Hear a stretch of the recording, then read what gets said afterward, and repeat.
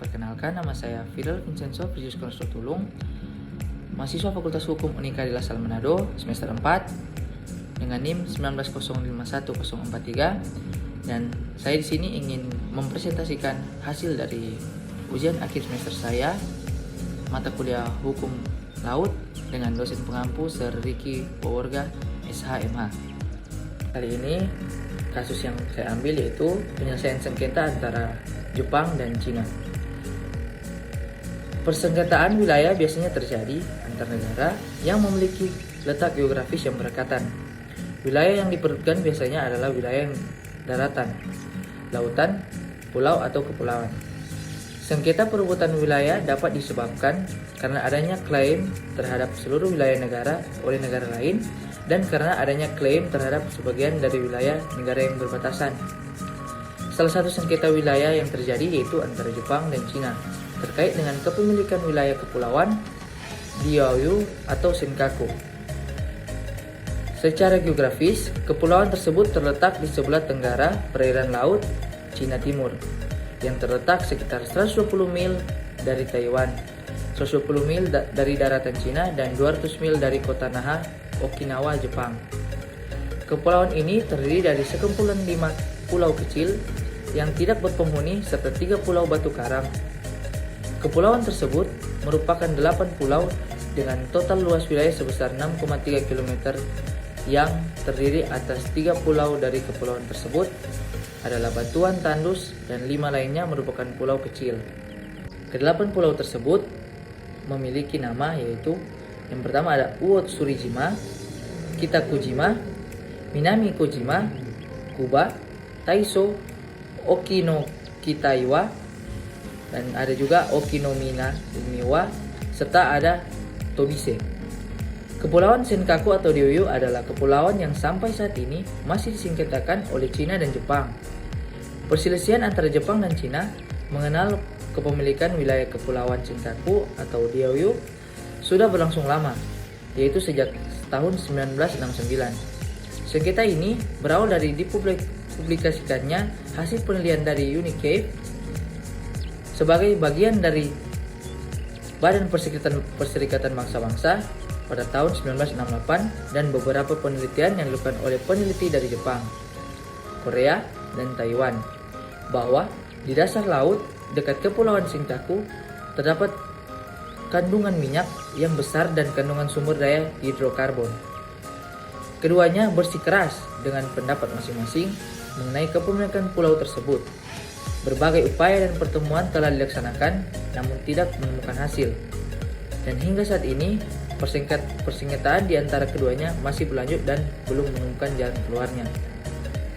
Ada beberapa pendapat berbeda di antara kedua negara sehingga menyebabkan terjadinya konflik, yaitu adanya perbedaan paham garis perbatasan laut di Laut Cina Timur atau the East China Sea antara Jepang dan Cina.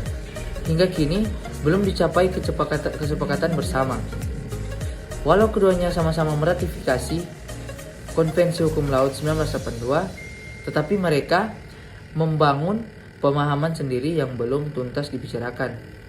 Jepang mengusulkan pembagian wilayah berdasar garis tengah di zona ekonomi eksklusifnya atau berjarak 200 mil dari garis dasar atau baseline.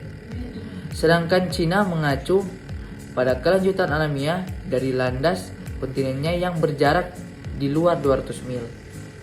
Menurut saya, pemerintah Jepang dapat melakukan pengukuran terkait dengan zona ekonomi eksklusif dengan jarak yang tidak boleh melebihi 200 mil laut diukur dengan menggunakan garis pangkal yang sama untuk mengukur lebar wilayah laut teritorialnya.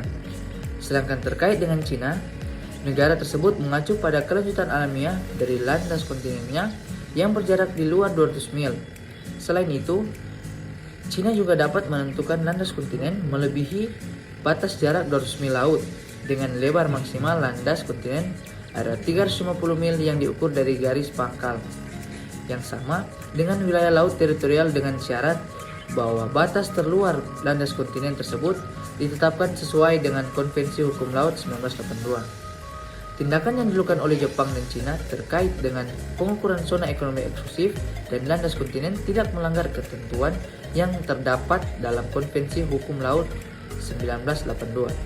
Hal tersebut sudah sesuai dengan pasal 57 tentang zona ekonomi eksklusif dan pasal 76 tentang landas kontinen. Dalam hal sumber cadangan minyak dan gas di sekitaran Kepulauan Senkaku, jika konvensi tidak memberikan hak atas yurisdiksi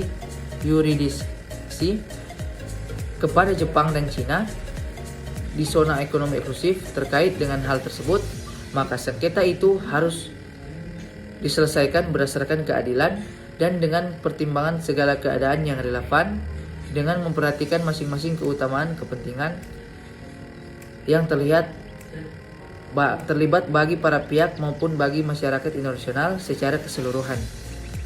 Nah, dalam penyelesaian sengketa di antara kedua negara dapat dilakukan dengan menyerahkan sengketa Pulau Senkaku atau Diaoyu pada konsilasi. Namun apabila tidak dapat diselesaikan melalui konsiliasi, maka Jepang dan Cina dapat menyerahkan sengketa mengenai Pulau Senkaku dan atau Diaoyu kepada pengadilan atau mahkamah yang mempunyai yurisdiksi, yaitu Mahkamah Hukum Laut Internasional, Mahkamah Internasional, Mahkamah Arbitrasi, dan Mahkamah Arbitrasi Khusus. Nah, saran dari saya itu, pemerintah Jepang dan Cina hendaknya segera melakukan langkah-langkah hukum atau langkah-langkah efektif untuk menyelesaikan sengketa kepemilikan Pulau Senkaku atau Diaoyu agar sengketa bisa diselesaikan dan tidak mengganggu hubungan baik di antara kedua negara. Dan juga Jepang dan Cina diharapkan untuk mematuhi aturan dari hukum laut internasional dan tidak melakukan kegiatan apapun di wilayah Pulau Senkaku dan Diaoyu yang sedang dalam sengketa agar tidak menimbulkan konflik di antara kedua negara. Sekian presentasi dari saya. Semoga bermanfaat bagi kita semua. Terima kasih.